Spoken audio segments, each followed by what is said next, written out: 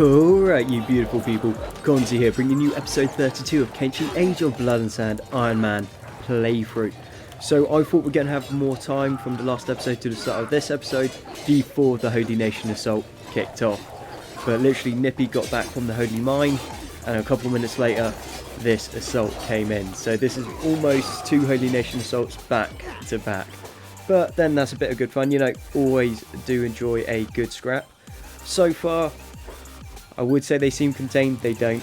The fight's only just started and they are already everywhere. This is going to be super good training for our hives, especially our weaker ones, because where they're in some acceptable plate now, they are able to stay in the fight that little bit longer. That little bit longer, super important for their stats, because then their stats will increase. The more their stats are increased, the more they can stay in the fight. The more they stay in the fight, the more stats increase. So it's really good. More fights we get in, the better it's going to be, because the Holy Nation are the weakest nation that we're going to fight so far in this playthrough, whereas later on they're going to get a lot tougher, a lot stronger with bigger hordes coming in. So we need everyone up and ready to fight as soon as possible. If we start getting rolled over by the Holy Nation assaults, then we won't stand a chance against the other ones. So the more training, more practice we can get in, the better this is going to go, and the quicker our colony will evolve. So what I'm aiming for in this playthrough is we're going to need to get a bunch more infrastructure put in, and then we are going to be pretty much self-reliant. Yeah, self-reliant. Words on my part. So we won't need to worry about that. That will be absolutely perfect. We're going to look into putting in walls. Walls are going to be super important. I was thinking that would stay away from the walls, but as these attacks get bigger, you know, we are going to need a way. I won't use it as a kill box because I think that's a bit cheap. This isn't RimWorld, but having the walls out, we know where they're going to attack from, so therefore I can muster my troops into that area so we can fight them as they come through, which I reckon will be a really good thing, because we are always going to be outnumbered in these fights. I don't think there's a single attack that will come at us where we will have more hives than they have enemies coming in. So we want to keep them in an area where their numbers can't overrun us. Swampy Dog has gone down again. We will look after Swampy Dog. He is a viewer named Hive. So like I said in last episode, I will try to keep the named hives alive, just because you guys have gone out your way to name them. I feel it's my responsibility to go out my way and keep them alive. I think that's fair, you know. It's a good way to do it. This Holy Nation assault is just getting cleaned up so quick though. Well, not super quick, but definitely quicker than the last ones. We hardly had enough time to heal, so a lot of my guys going into the fight were pretty banged up, so that's why there aren't as many of my soldier drones still up and kicking. But Lidus, Ray and Tychus are still around. Cantino, that kid never stays down. I mean, it does not matter what someone does to him, he gets back up. He survived being attacked by Grief Wraiths, then he survived being attacked by the Grief Wraith Matriarch, and then a bunch of bandits, and the kid was alright. But then his toughness is now like level 80 something. He's actually getting mental. His attack's not very good, but that's because he's always outnumbered, so he can't really get much attacks off. So toughness super good, defense is super good, dexterity is getting there, but he's not much of a fighter. He can't kick out damage, but he can definitely take a kicking, which is something that's actually really good for a hive. Obviously the better he gets, the more damage he's going to be able to do, and the more attacks he's going to be able to kick out. Anyway, I'm getting distracted. I saw something shiny, that's my problem. We're going to go around and try to keep as many hives alive as we can. I think this time around we might not lose someone. We might lose a couple just if I've missed them. But like I said, that fight just got cleared up super quick. The Holy Nation is running into a lot of issues now trying to come in, because Lidus and Ray can... Well, Lidus can definitely take them down, like say 3 in a hit if he gets a good hit off. Ray can take them down in about 2 hits.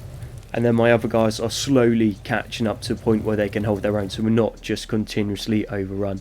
So yeah, that was cleared up super quick, which is really good. We got some Hungry Bandits coming in, but then Hungry Bandits, you know, they're just target practice at the moment. Really good for us, especially for lower end hives, like I keep saying about lower end hives and the training. But soon they won't be lower end hives. They'll be like good level hives that will be able to fight, will be able to hold their own. And then at that point, that's when we can start venturing out of our base properly and taking the fight to the Holy Nation. So I'm thinking 2, maybe 3 episodes time. Once the walls are up, the walls are built, I've got a bunch more hive soldier drones, it will be time to go off to attack the Holy Nation. We're just going to sell off what we can here. Issue I'm running into is my armor boxes are all getting cluttered, and then the guys aren't putting the stuff in there that they're meant to, like the smiths. So, you know, just try to sell a bunch of that stuff off just to free it up, because we're always going to be producing better stuff. We've got Lidus going down to the Adventurers Guild. He's selling a few things off. I do want some backpacks, which they will sell down there, and we're also going to be looking for the hives and the hive recruits. So we're just going to order them now, get them to our base. We got a bit of money for them, so that's going to be pretty sweet. They'll be with us fairly soon. Like, the turnaround on these guys is almost as good as Amazon. Like, quite impressive. We did get some prosthetic limbs from the hive traders, which we were able to sell, and now we got a bunch more hungry bandits coming in. You know, you would have thought these guys would have learnt their lesson, but I suppose we've got crop fields. Those guys are hungry and they're starving, so they don't really have a choice. But this is not going to go well for them. I can tell you that now for nothing. A bunch of like nearly fully armed hives. An Orion Crocodile that is fully grown going in against a bunch of starving bandits. Yeah, what chance did those guys really think they had? Because I can tell you, not much. They'll knock a couple guys down because we're not even healed up from the last fight. But taking a kicking in Kenshi is always a good thing, so long as your guys don't die. But if they don't die, you're always going to be alright. Weird to think how quickly this game has like escalated, because I think it's about 20 episodes ago we saw a band of like 250 odd starving bandits, about the size of this horde coming in here, and like we looked at it and it was just like, jeez, that's like terrifying. Would not want to be on the receiving end of that. And now we're being attacked by like one of those hordes, and it's just a minor inconvenience at most. There's still a chance of me losing someone to this, just because the sheer amount of attacks they've got, and where they're using iron clubs. Iron clubs have really good armor penetration, because armor doesn't really offer that much protection against blunt, if that makes sense. So as a result, like, iron clubs are quite good at getting through like heavy plate armor, just because there's so many of them and they can fill those 5 attack slots and beat people down. So losing limbs, losing hives is still a possibility, but we can clear it up quite quick, so we don't need to worry too much about it. Still got to keep an eye on it, because that'd be quite embarrassing to like demolish that Holy Nation assault without having to worry, and then just end up losing people to hungry bandits. One thing we do need to keep an eye on though is if they knock down Nippy, they will try to butcher her, or him.